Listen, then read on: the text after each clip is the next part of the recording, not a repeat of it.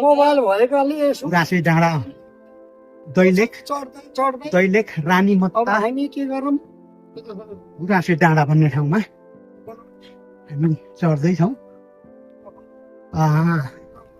यहाँ रुख चाहिँ ती सबै गुराँसका रुखहरू, जङ्गल सबैमा गुराँसका रुखहरू रहेछ, जसमा गुराँसे भन्ने शब्द र यहाँको डाँडा हेर्दा, यहाँबाट डाँडा हेर्दा असाध्य रमणीय स्थल हो। यो दैलेख जिल्लाको गुराँसे डाँडा रानीमत्ता भन्ने ठाउँ हो।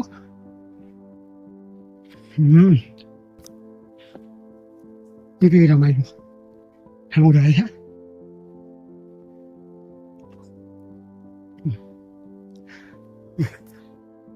यसको चारैतिर यस्तो फेरो यस्तो राम्रो चिज रहेछ कि यसलाई वर्णन गरेर साध्य नै छैन, वर्णन गरेर साध्य नै छैन। त्यो असाध्य मनमोहक दृश्य सिँढीबाट हामी चढ्यौँ र अब यता हामी राराबाट फर्केर अब सुर्खेततिर हिँड्दै हो। र यो गुराँसे डाँडामा असाध्य मनमोहक ठाउँ रहेछ र यसको भित्र हामी प्रवेश गरेर फोटोहरू लिँदैछौँ। त्यो रमणीय स्थल साह्रै रमणीय स्थल, टावर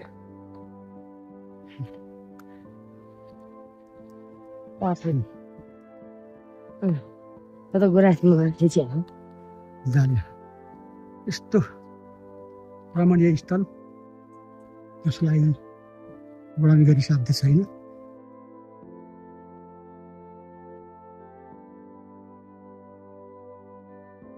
सिन पनि पुरै ग्रासको सिन असाध्यै राम्रो।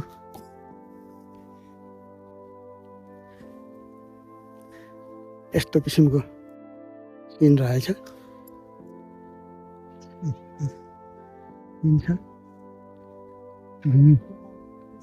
टावर यहाँ यस्ता किसिमका जेब्रा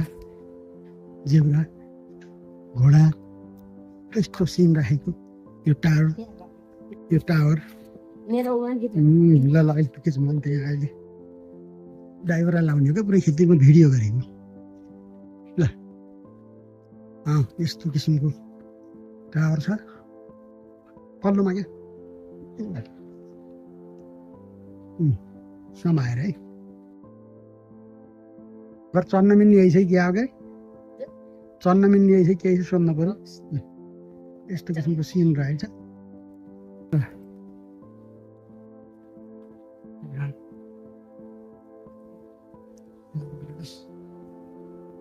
गाई सिमरिक निशाना साफ राष्ट्रिय जनावरहरूको त्यो डाँठे टावरमा माथि गएर